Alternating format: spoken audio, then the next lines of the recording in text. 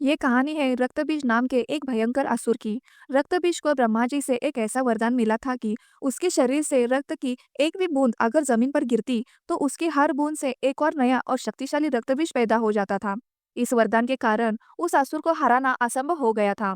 देवताओं ने उसे मारने की बहुत ही कोशिश की, लेकिन जैसे ही उसके शरीर से खून की बूंद गिरती एक नया रक्तबीज खड़ा हो जाता।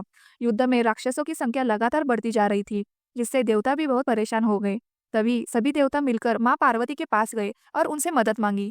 देवताओं की विनती पर माता पार्वती ने माँ काली का रूप धारण किया। माँ काली ने अपने इस रूप में सभी राक्षसों को मारना शुरू कर दिया।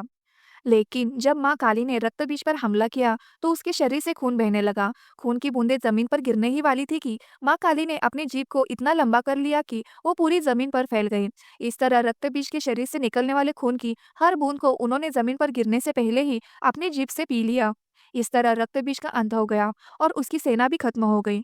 लेकिन रक्तबीज का खून पीते पीते माँ काली का क्रोध इतना बढ़ गया कि वो उन्माद में आ गई। उनका यह विकराल और भयानक रूप शांत ही नहीं हो रहा था। क्रोध में वो हर उस व्यक्ति को मारने लगी जो उनके रास्ते में आता था। तब सभी देवता महादेव के पास गए और उनसे माँ काली के क्रोध को शांत करने की विनती की। भक्तों की पुकार सुनकर भगवान शिव तत्काल युद्ध भूमि में पहुंच गए। उन्होंने देखा कि उनकी पत्नी अपने क्रोध में अंधे होकर पूरी सृष्टि का विनाश कर रही थी। तब भगवान शिव ने माँ काली का रास्ता रोकने के लिए एक चाल चली। वह वहां जमीन पर लेट गई। जैसे ही माँ काली ने अपने पति को जमीन पर लेटा देखा तो वो शांत हो गई और पश्चाताप से भर गई।